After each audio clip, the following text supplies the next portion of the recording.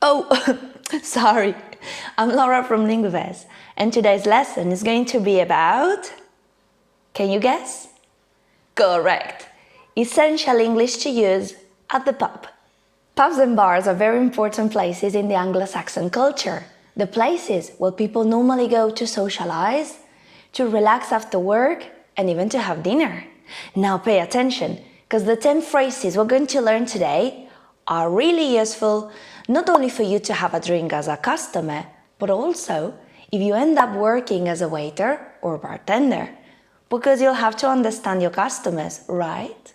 When people move in a different country, it's very common to find a job in some kind of restaurant or pub. And that's exactly the way I learned most of the phrases we're going to see today. Just take 1 minute to subscribe to our channel Linguivers, if you haven't done it yet, and turn the notifications on.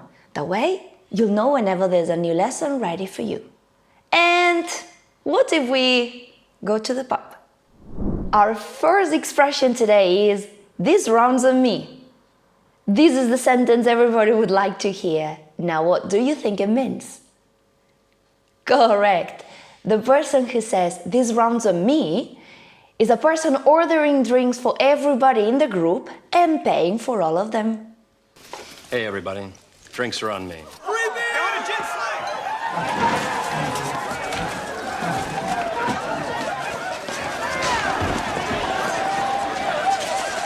When you go to the pub with your friends, it is very common to pay in rounds. Everybody orders a drink, that's a round of drinks, and one person will be paying for all of them.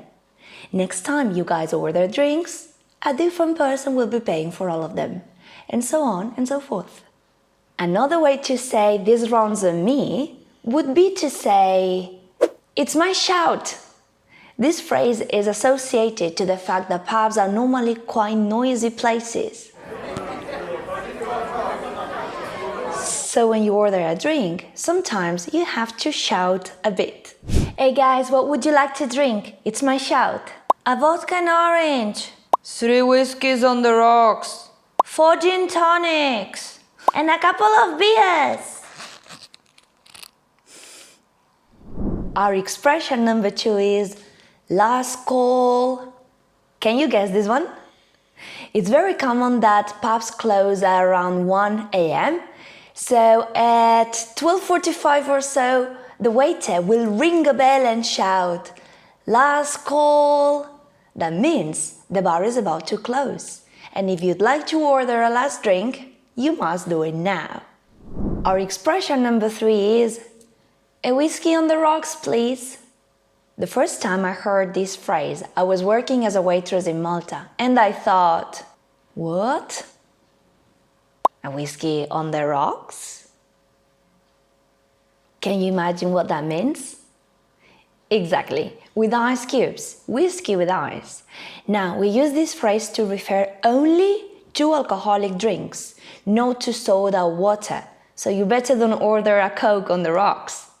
Many strong liquors, especially high-quality ones, are usually drunk straight, which means plain with no mixers. And after saying you want a straight drink, you may want to specify whether you want it on the rocks or neat. Can you guess what neat means in this context? Correct. Without ice, only the drink. So a typical conversation would go like this. "Sorry, I'd like to have a whiskey, please." "Sure, would you like it straight?" "Yes, please." "On the rocks or neat?" "On the rocks."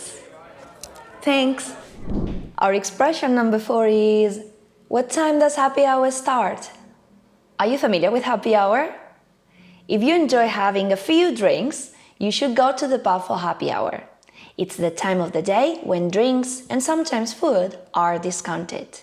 You can have a buy one get one free offer, you'll pay for one and you'll get two instead, or some kind of 50% discount where you'll be paying half the price. Now watch out, because happy hours can be rather dangerous. Our expression number 5 is, "What's on top?" If you're a beer lover, this phrase is fantastic for you. A tap is this. And from a tap, we can get different types of draft beer, mainly coming from a barrel. When you ask the question what's on top, that means you would like to know what kind of draft beer is available at the bar. On tap, you may probably find some of the most famous beers, Guinness, Budweiser, Heineken, and probably some local ones as well, beers produced in that area. Local beers are usually a very good choice. Other possibilities, if you don't feel like having draft beer, would be ordering bottled beer or canned beer. Which one do you prefer? Comment with your answers and let's see what your preferences are. Our expression number 6 is, I'd like to propose a toast. Now, this is very nice, nothing to do with the piece of toast you may have for breakfast in the morning. This toast is a very different one. When you propose a toast, you ask people to raise their glasses and hold them up while you make a short speech, normally in honor of someone or in celebration for something. Once finished, everybody drinks. I'd like to propose a toast to celebrate our company's success. Thanks to all of you for your daily effort and motivation. One eternity later. You're all essential members of this team. Cheers! Cheers! Cheers! Cheers! Which brings us to our expression number 7. Cheers!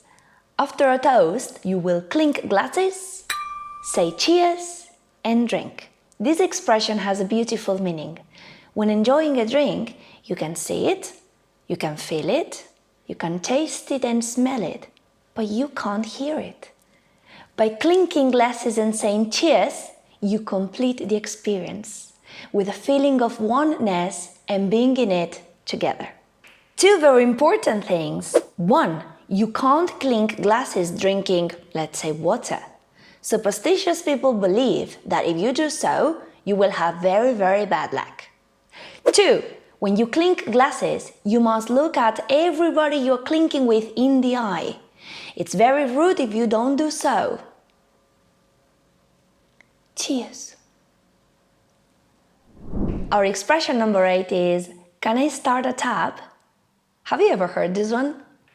When you start a tab, that means that you would like to pay the bill just before leaving, not every time you order a new drink. So the waiter will keep a list with a record of all the drinks you ordered, and when you want to go, it is then that you'll pay. We're leaving the bill, please.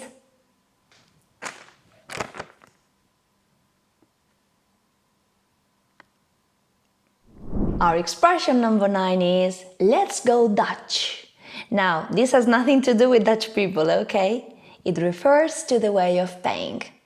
When you pay the bill, you might want to split it, so one single person is not paying for anyone else, especially if you had 1 drink and someone else had 10. When you go Dutch, it means you divide the bill and each person in the group will be paying for themselves. And our last phrase is bottoms up. This is a cool one to be used among friends. This part of the glass is the bottom. So when you tell your friends bottoms up, you want them to finish their drinks until the glass is totally empty. So, bottoms up. Cheers. And that's all for today. We've learned 10 essential English phrases to use at the pub, whether you're having a drink with a friend or you're working there as a waiter or bartender. If you like this video and would like to watch more, subscribe to our channel and turn on the notifications. In the meantime, if you want to practice more, check out these 2 lessons to practice your grammar and to improve your pronunciation. Don't forget to take a look at our Instagram account as well for more videos, challenges and games. Thanks for watching and I'll see you again very soon. Take care!